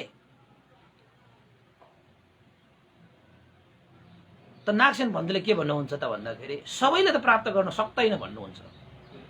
त कसले सक्छ कसले सक्दैन त त्यसो भए? हैन भन्दाखेरि निरोध नै निर्वाण हो भने महाराज जुन पुण्यवान छ स्वीकारणीय धर्मलाई स्वीकार गर्दछ, असेवनीय धर्महरूलाई सेवन गर्दैन, भावना योग्य धर्मलाई भावना गर्दछ र साक्षात्कार गर्नुपर्ने सधर्मलाई साक्षात्कार गर्दछ भने त्यस्ता व्यक्तिले मात्रै निर्वाण प्राप्त गर्दछ। यदि स्वीकारणीय धर्मलाई स्वीकार गर्दैन, पुण्य गर्दैन, असेवनीय धर्मलाई सेवन गरेर बस्छ, भावना योग्य धर्मलाई भावना गर्दैन भने, साक्षात्कार गर्नुपर्ने विषयलाई साक्षात्कार गर्दैन भने त्यस्ता व्यक्तिले निर्वाणलाई प्राप्त गर्दैन। त्यसैले सबैले निर्वाण प्राप्त गर्छ पनि भन्न सकिँदैन, गर्दैन पनि भन्न सक्दैन। जसले यो कर्म गर्छ त्यसले प्राप्त गर्छ। त कसैले यस्ता कर्महरू गर्दैन भने उनीहरूले प्राप्त गर्दैन। त्यसैले सबैले निर्वाण प्राप्त गर्दैन भन्ने माने चाहिँ यो हो। कुनै व्यक्तिहरू कस्ता हुन्छन् त भन्दाखेरि पुण्य आर्जित गर्दैन, स्वीकारणीय धर्मलाई स्वीकार गर्दैन, मिथ्या दृष्टिमै उनीहरूले जीवन बिताएको हुन्छ। अब त्यस्ताले त कसरी पाउला निर्वाण? असेवनीय धर्म, जुन धर्म भनेर सेवन गर्न नहुने धर्मलाई पनि सेवन गरेर बस्छ, त्यस्ताले त निर्वाण कसरी पाउँछ? भावना योग्य धर्मलाई भावना गर्नुपर्छ। त कोही मान्छेहरू कस्ता हुन्छन् त भन्दाखेरि भावना गर्न अयोग्य चिजलाई भावना गरेर उसले जीवन बिताएको हुन्छ भने उनीहरूले त पाउँदैन नि महाराज, हैन भनेर भन्छ। अनि त्यसपछि नागसेन भन्थे जसले निर्वाण प्राप्त गरेको छैन, साँच्चैकै निर्वाण प्राप्त गरेको छैन, के त्यस्ता व्यक्तिले निर्वाण सुख हो भन्ने कुरा जानेको हुन्छ त? जान्न सकिन्छ त भनेर सोध्यो। अब तपाईँ हामीले पनि त निर्वाण प्राप्त गरेको छैन भने के त्यो निर्वाण साँच्चैकै सुख हो भनेर जान्न सकिएला कि सकिँदैन भनेको। त नागसेन भन्तेले के भन्नुहुन्छ त भन्दाखेरि निर्वाण प्राप्त नगरेकाहरूले पनि निर्वाण सुख हो भनेर जान्न चाहिँ सकिन्छ। यद्यपि उसले निर्वाण प्राप्त गरेको छैन तर निर्वाण यति सुख हो भन्ने कुरा उसले जान्न सकिन्छ महाराज। त कसरी सकिन्छ त भन्थे, त्यो पनि प्रस्ताइदिनुस्। निर्वाण साँच्चैकै परम सुख शान्ति हो भनेर कसरी जान्ने त भन्दाखेरि नागसेन भन्तेले भन्नुभएको छ, महाराज तपाईलाई म एउटा उपमा दिन्छु। एउटा मान्छे हात खुट्टाहरू सबै सध्य भएको मान्छेले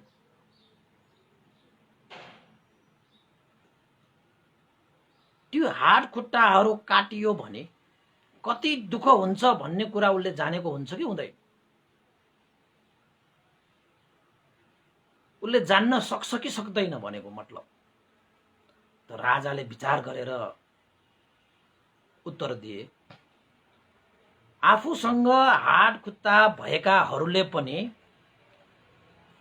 यो हात खुट्टा काटियो भने कति दुःख हुन्छ भन्ने कुरा मेरो विचारमा जान्न सकिन्छ महाराज। जान्न सकिन्छ भनेर भने कसरी जान्न सकिन्छ ल भन्नुस् त भने। कसरी भने आफ्नो हात खुट्टा नकाटे पनि त्यो व्यक्तिले कसैको हात खुट्टा काट्दाखेरि, हात खुट्टा काटिएको मान्छे त्यो हात खुट्टा काट्दाखेरि उसलाई भएको पीडाले छटपटिएको, चिच्चाएको, हैन, धुरु धुरु रोएर उसले दुःख भोग गरेको, पीडा अनुभव गरेको, त्यो चिजलाई हेरेर, त्यो चिजलाई सुनेर पनि ओ हात खुट्टा काटियो भने यस्तोसम्म पीडा हुँदो रहेछ, यस्तोसम्म दुःख हुँदो रहेछ त भन्थे। हामीले पनि कसैको दुःखहरू सुन्दाखेरि हामीलाई पनि आफूले नै पाएको जस्तो अनुभव त हुन्छ नि। हो फल्नालाई यस्तो दुःख भयो, हुन त आफूलाई दुःख भएको होइन, तर दुखी मान्छेको त्यो कुरा सुनेर, दुःख भएको त्यो परिस्थिति देखेर हामीलाई पनि दुःख हुन्छ, उसको दुःख अनुभव गर्न सकिन्छ। त्यसैले आफ्नो हात खुट्टा नकाटे पनि हात खुट्टा काटिएका मान्छेहरूको पीडा सुनेर, उसको परिस्थितिलाई देखेर हात खुट्टा सध्य भएको मान्छेले पनि हात खुट्टा काटियो भने यस्तो दुःख हुन्छ भनेर जसरी जानेको हुन्छ, त्यसरी नै निर्वाण प्राप्त नगरे तापनि निर्वाण प्राप्त गरिसकेका व्यक्तिहरूसँग सत्सङ्गत गरेर, निर्वाण प्राप्त गरेका व्यक्तिहरूले बोलिएका वचनहरूबाट, उनीहरूले गरिएका व्यवहारहरूबाट साँच्चै निर्वाण भनेको सुख र शान्ति रहेछ। निर्वाणमा सुख र शान्ति प्राप्त हुन्छ। किन त भन्दाखेरि निर्वाण प्राप्त भएका व्यक्तिहरू कुनै विषयमा पनि आसक्त नभएको हामी देख्छौं, पञ्चकाम गुणमा लिप्त नभएको हामी देख्छौं, अनित्य दुःख अनात्मा हो भन्ने कुरा उसले बोध गरेको हामी देख्छौं, हामी अनुभव गर्छौं नि। त उसले जुन व्यवहारहरू गर्छन् त्यो व्यवहारले पनि हामी महसुस गर्न सक्छौं र उसले बोल्छ पनि, ओहो निर्वाण भनेको त यति सुख हो बाबा भनेर निर्वाण प्राप्त गरिसकेको व्यक्तिले बोल्छ, उसले व्यवहार गर्छ, उसले हावभाव गर्छ, त हामी हेरेर सुनेर ओ साँच्चै हो रहेछ, निर्वाण भनेको चाहिँ साँच्चैकै सुख हो भनेर जान्न सकिन्छ। महाराज यद्यपि त्यो व्यक्तिले निर्वाण साँच्चैकै प्राप्त गरेको हुँदैन, तर उसले निर्वाण सुख हो भनेर जानेको हुन्छ, देखेको हुन्छ भनेर नागसेन भन्देले मिलिन्द राजाले उपमा दिए। ल हेर्नुहोस्, अब तपाईले पनि भन्नुहोस् निर्वाण भनेको सुख हो कि होइन भनेर तपाईले जान्न चाहनुहुन्छ भने त्यस्ता व्यक्तिहरूसँग तपाईले सत्सङ्गत गर्नु पर्यो, त्यस्ता व्यक्तिहरूसँग त विधि व्यवहार गर्नु पर्यो। तपाईले निर्वाण प्राप्त नगरे तापनि निर्वाण, तपाईले निर्वाण सुख हो भन्ने कुरा जान्न सक्नुहुन्छ। जस्तै तपाईँ अमेरिका जानु भएको छैन, अब चन्द्रमा जानु भएको छैन, त चन्द्रमा गएर आएको मान्छेले त यस्तो छ उस्तो छ भनेर गएर आएको व्यक्तिले भनेपछि तपाईलाई कति मजा आउँछ, हो र। अब मैले तपाईलाई म्यानमारको कति कुरा भन्छु, कहिलेकाहीँ त तपाईँलाई लाग्दो होला भन्दैले त म्यानमारको साह्रै व्याख्या गर्यो, म्यानमार देश भनेको साँच्चै राम्रो त हुँदो हो ल भनेर तपाईँलाई लाग्यो कि लागेन? लाग्छ नि। त यद्यपि तपाईँलाई म्यानमारमा गएको छैन, म्यानमार देश चाहिँ बौद्ध धर्म अनुसार साह्रै राम्रो हो भन्ने कुरा तपाईँलाई लागिसकेको छ, लाग्यो कि लागेन? कि अझै म्यानमारको व्याख्या गरिदियो? कति व्याख्या गर्ने? म्यानमार तपाईँ जानुहोस् न, अनि थाहा हुन्छ तपाईँ, होइन? अब निर्वाणमा पुगिसकेपछि आफूले जान्ने मात्र होइन, बुझ्ने कुरा त बाँकी नै छ, अनुभव गर्ने कुरा त त्यहाँबाट पनि बाँकी छ। अब हुन त हाम्रो आफ्नो उपमा भन्ने हो भने त ध्यान बस्दाखेरि तपाईँले खनिक समाधि जस्तो खनिक निर्वाण पनि प्राप्त गर्न सक्छ। एक सेकेन्ड के निर्वाणै प्राप्त भएको जस्तो, त्यस्तो भित्रैबाट त्यस्तो आनन्द, त्यस्तो प्रीति, सुख तपाईँले अनुभव गर्न सक्नुहुन्छ ध्यानमा छेन भए पनि। यद्यपि तपाईँ निर्वाण नै पुगेको, अरन्तै भइसकेको हुन्न, तैपनि तपाईँले चाहिँ छेनभर पनि यसरी अनुभव गर्न सकिन्छ। अब धर्मको सही आचरण गरेन भने त उनीहरूले गर्नै सक्दैन। हेर्नुहोस्, अघि नागसेन भन्देले मिलिन्द राजाले भने जस्तो कस्ताले चाहिँ निर्वाण प्राप्त गर्दछ त भन्दाखेरि पुण्यवान, स्वीकार्य धर्मलाई स्वीकार गर्ने, असेवनीय धर्मलाई सेवनै नगर्ने, भावना योग्य धर्मलाई भाविता गर्ने, होइन? यानि कि धर्मको सही रूपमा आचरण गर्ने व्यक्तिले मात्रै धर्मको रस पाउन सक्छ। नत्र भने धर्म गर्दै गर्दाखेरि पनि हे धर्मले केही गर्दैन, धर्म भनेको त मात्र भन्ने कुरा हो, धर्मले खासमा केही गर्दैन भन्ने। अब उसले आफूले धर्मको सही आचरण गर्न सकेन, उसले धर्मको फल प्राप्त नगरेपछि सबैले पाउँदैन भन्ने उसको धारणा। त भगवान बुद्धले आफ्नो धर्म आफूले पाएर कस्तो गरे त? देवता र ब्रह्माले पूजा गर्न योग्य भए नि त त्यही धर्म आचरण गरेर। सम्पूर्ण चाहिँ अरहन्त भिक्षुहरू त्यही धर्म आचरण गरेर दुःखबाट मुक्त भएर गइसके। कोही मान्छेहरू धर्ममा बुद्धं शरणं गच्छामि पनि भनिरहेको हुन्छ, धर्मं शरणं सङ्घं शरणं गच्छामि पनि भनिरहेको हुन्छ, दान पनि गरिरहेको हुन्छ, शील पनि पालन गरिरहेको हुन्छ, ध्यान भावना पनि गरिरहेको हुन्छ। तर भने धर्मले साँच्चै यो गर्दैन। भित्री मनले चाहिँ उसले धर्मले के गर्ला र भन्ने उसको मनमा लागेको हुन्छ कि फेरि। त्यस्ता मान्छेहरू पनि टन्नै छ, टन्नै छ। धर्मले के गर्ला, धर्म गरेर मात्रै के हुनेवाला छैन यो जिन्दगीमा भनेर धर्म गरेर मान्छेले उसले नगरेको हो के। जसले भनेको उसको अनुभव सुनाएको हो। मैले धर्म गरे पनि मलाई प्रतिफल पाएन भनेर उसको कुरा सुनाएको हो। उसले राम्रोसँग धर्मको आचरणै गरेको छैन त उसले कसरी पाउँछ? पाउँदैन। जसरी निर्वाण कसले पाउँछ भने जस्तो निर्वाण प्राप्त गर्नको निमित्त त पुण्य चाहियो, धर्म चाहियो, आचरण चाहियो। त एकैचोटि बिउ रोप्ने बित्तिकै फल फल्छ? बिस्तारै फल्छ। धैर्यता चाहियो नि। तपाईँ पनि त्यसो भए चाहिँ के गर्भमा रहने बित्तिकै जन्मिएको हो तपाईँ? होइन नि। आमाको कोखमा होइन, आमाको गर्भमा हामीले चाहिँ 9 महिना बसेर चाहिँ त्यस्तो धैर्य गरेर हामी जन्मेको हो नि त। धैर्यता त चाहिन्छ। समयको प्रतीक्षा त गर्न सक्नुपर्छ। समयको प्रतीक्षा गर्न सक्दैन। कोही मान्छेहरू कस्ता लोभी छन् भने, पापी छन् भने धर्म गरिसकेपछि अहिलेको होइन हुने बित्तिकै हुनुपर्ने जस्तो। तर भगवान बुद्धको धर्म तपाईँले गर्ने बित्तिकै त्यसको प्रतिफल पाउने विषयहरू पनि धेरै छन् नि। त्यो अनुभवै गर्दैन भने त कसैले त्यो हुँदैन।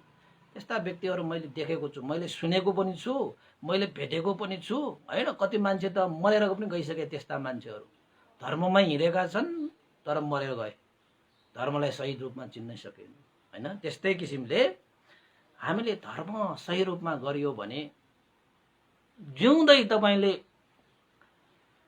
निर्वाण सुख हो भनेर जान्न पनि सक्नुहुन्छ, निर्वाणलाई अनुभव पनि गर्न सक्नुहुन्छ। त्यो जस्तो ठुलो कुराहरू के हो?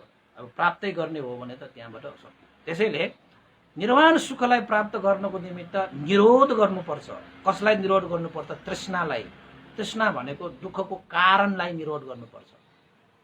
त हामी कारण खोज्दैनौ। तपाईलाई म एउटा उपमा दिन्छु है त। भगवान बुद्धको शासनमा एउटा उपमा छ के, कुकुरहरूको जस्तो व्यवहार होइन रे, बाघ जस्तो व्यवहार गर्नुपर्छ अरे के। बाघ जस्तो। कुकुरहरू भनेको दुःख आयो भनेर दुःखको पछाडि लागेर बस्छ अरे के। त बाघ भनेको चाहिँ दुःख आयो भने दुःखको कारण नष्ट गर्छ अरे के। त कसरी? म तपाईलाई उपमा दिन्छु। जंगलमा एकजना धनुषधारी शिकारी जंगलमा गएछ भने त्यो शिकारीले धनुषमा बाँध राखेर हान्दाखेरि एउटा कुकुरलाई हान्यो भने कुकुरलाई हानेको बाण त्यो कुकुरले जुन हानेर पठाएको जुन बाण छ नि त्यो बाणलाई उसले चाहिँ झम्टिन्छ रे के। जति सुकै त्यो धनुष बाण हान्ने मान्छेले बाण हानोस् त्यो कुकुरले त्यो मान्छेले हानेको बाणलाई मात्रै झम्टिन्छ रे के। उसले के ठान्छ त भन्दाखेरि यो बाणले त मलाई लागेर दुःख दिन्छ, मलाई दुःख दिने यही बाण हो, यही बाण हो, यही बाण हो भनेर कुकुर भनेको चाहिँ धनुषधारीले हानेको त्यो बाणलाई झम्टिन्छ रे के। त त्यो कुकुरले कहिले पनि आफ्नो दुःख उसले मुक्त गर्न सक्दैन। त्यो धनुषधारीले त हाने गरिहाल्छ नि त। त्यो कुकुरलाई त जिउमा लागे दुःख भोगै भइहाल्छ नि त त्यो कुकुर। त कहिले उसले त्यो बाणहरू एउटा बाण निकाल्यो भने त त्यो धनुषधारीले त फेरि हानेर ल्याइहाल्छ नि त। कुकुरहरू भनेको चाहिँ त्यस्तो हुन्छ अरे के।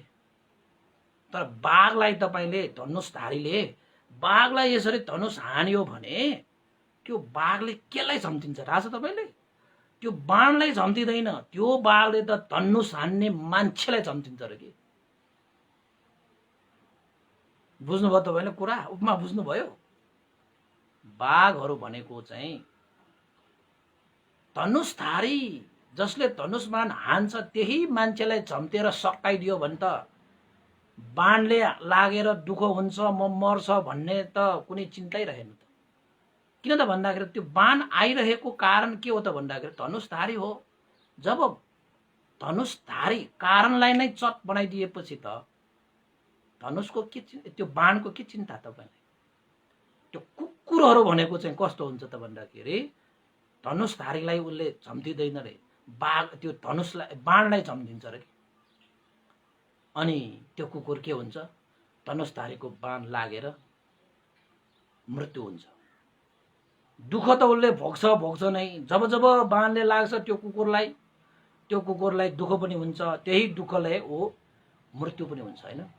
तर बाघ भनेको कस्तो हो? त्यसको एउटा बाणले तपाईको उसको जिउमा लागे पनि त्यो बाघले झम्टेर धनुषधारीलाई घाँटीमा चाहिँ तपाईको उसले झम्टिने कहाँ थाहा छ तपाईलाई? घाँटीमै झम्टिन्छ।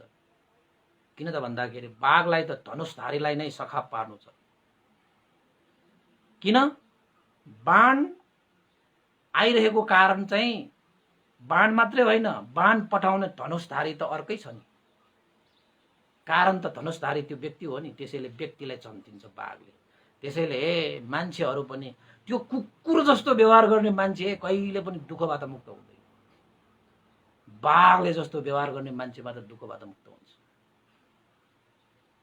त्यसैले धर्ममा पनि तपाईले कुकुर जस्तो व्यवहार गरेर तपाई धर्म गर्नुभयो भने तपाई दुःखबाट कहिले पनि मुक्त हुँदैन।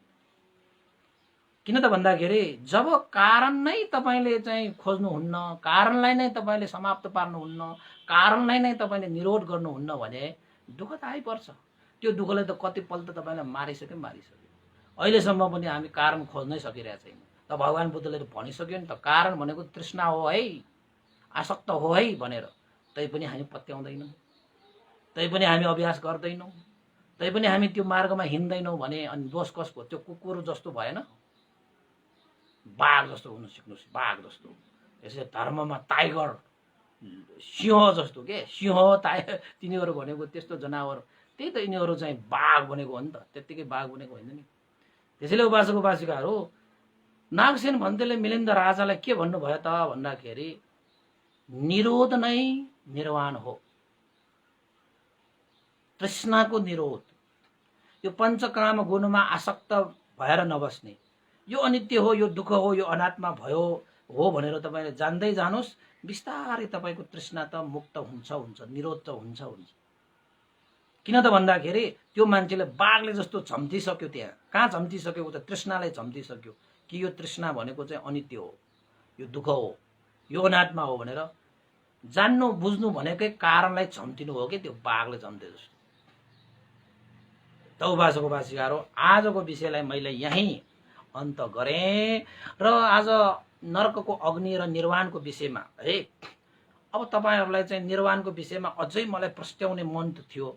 अब नागसेन भन्तेहरूको चाहिँ यो प्रश्न उत्तर मात्रै भएको कारणले धेरै कुराहरू छन् निर्वाणको विषयमा। तपाईहरुलाई चाहिँ अलिकति व्हाट इज निर्वाण हैन, व्हाट इज निब्बाण भनिन्छ हैन। निर्वाण भनेको के हो भनेर चाहिँ यहाँ प्रश्न गर्दाखेरि निर्वाण भनेको निरोध हो भनेर मात्रै भन्नु भएन। अब नागसेन भन्ते त धेरै मिलिन्द राजा त धेरै बुझ्ने, अब हाम्रा उपासक उपासिकाहरू बुझ्ने हो कि होइनन् हैन, त्यो चाहिँ बुझ्ने बाँकी छ हैन, कति बुझ्यो होला। त म मिल्यो भने म भोलि तपाईले निर्वाणकै विषयमा के भनौला, नभए अगाडि बढौला, के छैन। त आज अन्तमा हामी चाहिँ अब ज्ञानमर्दन गरौँ। आजको यस पुण्यको अनुभावले श्रद्धेय गुरुवर ज्ञानपुटिक मास्टर भन्ते, श्रद्धेय स्याडो उपण्डिता विभंश लगायत सम्पूर्ण गुरुजनहरू, देवताहरू, अमनुष्यहरू, सत्व प्राणीहरू, तपाईँ हामी सबैका इष्ट मित्र, ज्ञाति बन्धु, धर्म मित्रहरू जति पनि छन् उहाँहरू सबैलाई यो पुण्यको प्रभावले सबैको जय होस्, मङ्गल होस्, कल्याण होस्, सुख शान्ति वृद्धि होस् हैन। यो र संसारभरि फैलिरहेको यो कोरोना कहर पनि चाँडोभन्दा चाँडो यो चाहिँ शान्त भएर जाउन् भनेर पनि हामीले आशिका गरेँ। र अन्तमा यहाँ चाहिँ हाम्रा केही उपासक उपासिकाहरूले यहाँ चाहिँ पुण्यानुमोदनको लागि, परित्राणको लागि भनेर चाहिँ श्रद्धा व्यक्त गर्नुहुनेहरू पनि छन् हैन। र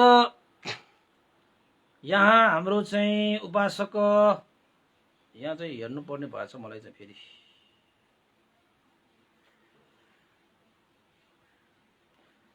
त उपासक उपासिकाहरू अन्तमा चाहिँ अब पुण्यानुमोदन गर्नु तपाईँहरू पनि तयार भएर बस्नु होला है।